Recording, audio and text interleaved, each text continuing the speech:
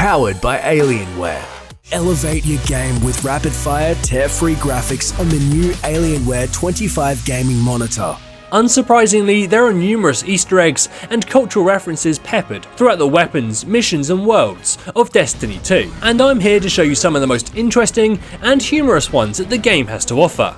This is great. Anyone want a hug? Hugs? No? No hugs. Many of the characters have random voice lines that will play when you stand around them for long enough. For example, Cade 6, who is voiced by Nathan Fillion, the star of Firefly, will actually make a reference to the show. Amanda, how many times do I gotta tell you? There's no way that thing is gonna fly without a compression coil. Well, it's worse than just the coil. How can it be worse? It was the compression coil that caused the ship in the show to become disabled in the episode Out of Gas, and it's a running problem throughout the series. Sometimes a thing gets broke, can't be fixed. He will also hum the theme from the Taken King expansion for the first game. The south elevators are gonna freeze.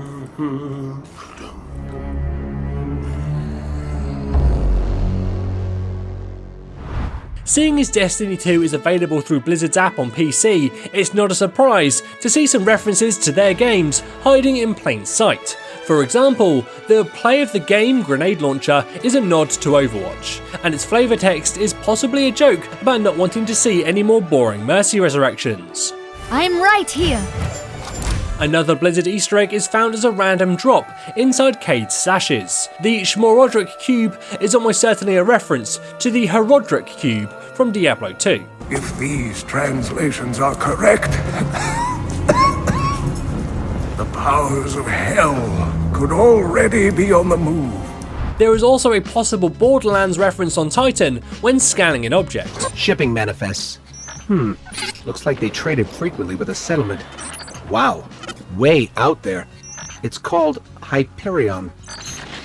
The Hyperion Company is a core part of the plot of Borderlands, but just like Titan, it's also the name of one of Saturn's moons, so we could be reading too much into this one. I mean, don't get me wrong, it's cute that y'all think you're the heroes of this little adventure, but you're not.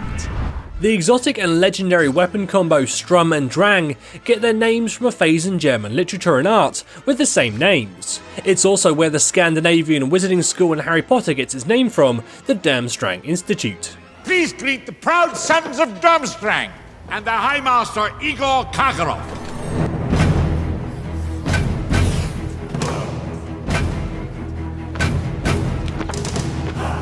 A little Lord of the Rings reference also appears in the game's companion app. When an item doesn't load properly, it's described as classified, with the flavor text straight from the words of Tolkien.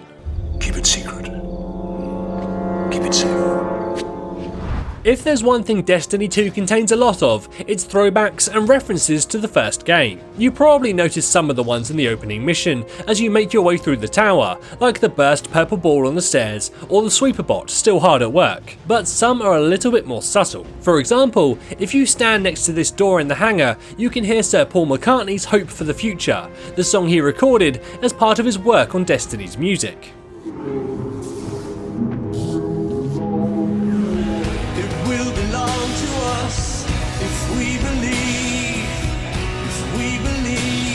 But the nods to the first game actually begin even before the opening mission starts. The opening cutscene has a part where it shows you and your ghost flying towards the last city. This scene actually mirrors one of the opening scenes from the first game, where you first fly towards the city after escaping the Fallen.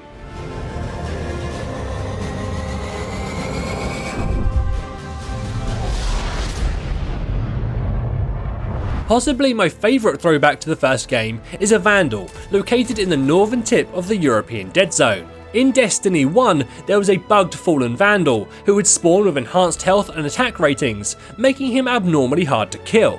He was granted a few nicknames by the community, but is most commonly known as Randall the Vandal, and he's back in Destiny 2, but this time it's surely an intentional reference.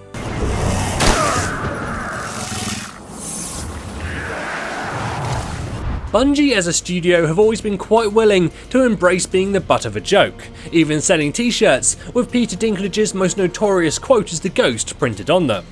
That wizard came from the moon. And it seems that they remain willing to make a joke out of some of the atrocious writing from the first game, as when you run into Cade 6 on Nessus, he will make a reference to another of its most famous lines. Listen, don't ask me how this happened. I don't have time to explain what I don't have time to understand. I don't even have time to explain why I don't have time to explain. This isn't the only reference to the EXO Stranger in the game either. During an adventure in the EDZ, your ghost will make a joke about mysterious hooded women. You're gonna have to kick down the door, little guy. What is it with mysterious hooded anti-authority types calling me little? A side should always be taken, little light. Even if it's the wrong side. Don't do that. Another piece of the Ghost dialogue is both a throwback to the first game, where he previously said the line, and a Star Wars reference rolled into one. I have a bad feeling about this. I have a bad feeling about this. I've got a bad feeling about this. Oh, I have a bad feeling about this. I have a very bad feeling about this. I got a bad feeling about this. I have a bad feeling about this. I have a bad feeling about this. I have a really bad feeling about this. I got a bad feeling about this.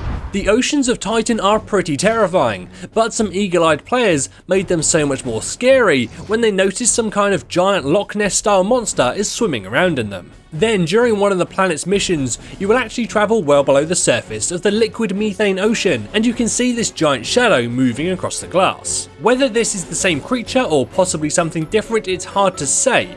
However, it does seem to resemble a gigantic version of a hive worm. Back in the original Destiny, there was a set of Warlock armor called Sunbreakers, which became rather confusing when the Titan class Sunbreaker was released. The spiritual successor to this armor appears in Destiny 2, but now they're called Sun Bracers, and its lore explains the reason for the name change being the arrival of the Sunbreakers in the tower. That's a good job, Colonel. The new social areas are packed full of Easter eggs as well. On the farm, you can complete a series of tasks such as running on the water wheel and climbing around the roofs, and then complete a time trial to unlock a speed and jump height buff that also gives you a cool glowing effect. The new tower is also packed with similar Easter eggs. For example, if you pick up this item, you'll get the floor is lava debuff. The floor is lava.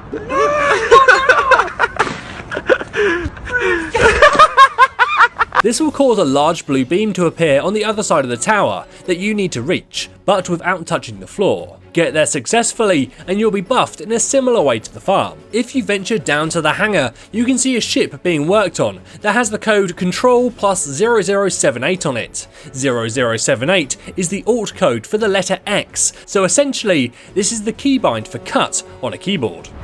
Another Easter egg sees the return of the purple ball from the first game, but with a twist. As you move it to each of these specific locations, it will upgrade and change colour, before finally unlocking the huge traveller ball and a fireworks display. Also, if you want to show off your ship, or just take a good look at it, there is a console in the hangar area that lets you cool it down. You sure you're not one of my hunters? Not really into capes. Clearly. Nice poncho. Another of the best Easter eggs in the game is found on the Hardlight exotic weapon. Contained in the gun's lore, it says, "Today we're introducing 3 revolutionary products. The first is a quick config interface for outgoing damage. The second is a ricochet projectile that bounces off any surface. And the third is an infinite range, zero drop-off projection weapon platform. We will be releasing them all at once, in a single device, in extremely limited quantities. We call it Hardlight." And this is Steve Jobs at the original iPhone keynote. The first one is a widescreen iPod with touch controls. The second is a revolutionary mobile phone. And the third is a breakthrough internet communications device. So, 3 things. These are not 3 separate devices. This is one device. And we are calling it iPhone. Amongst all of the new shaders added in Destiny 2 is the Watermelon shader. This is almost certainly a reference to the exotic Watermelon EXO comics, which are beloved by fans and Bungie alike. Lastly, if you're a musical fan, there is a reference in one of Zavala's voice lines when you collect a patrol on Titan that you might like, as it's a direct quote from Hamilton. Outgunned, outmanned, outnumbered. Was not our plan. Yeah, who needs the light when you got a fine feathered friend by your side? Am I right? Am I right or am I right? I'm right.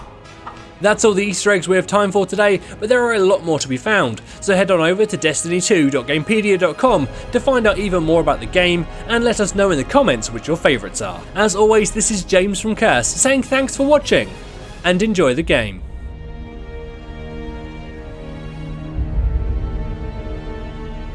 Powered by Alienware. Elevate your game with rapid-fire, tear-free graphics on the new Alienware 25 gaming monitor.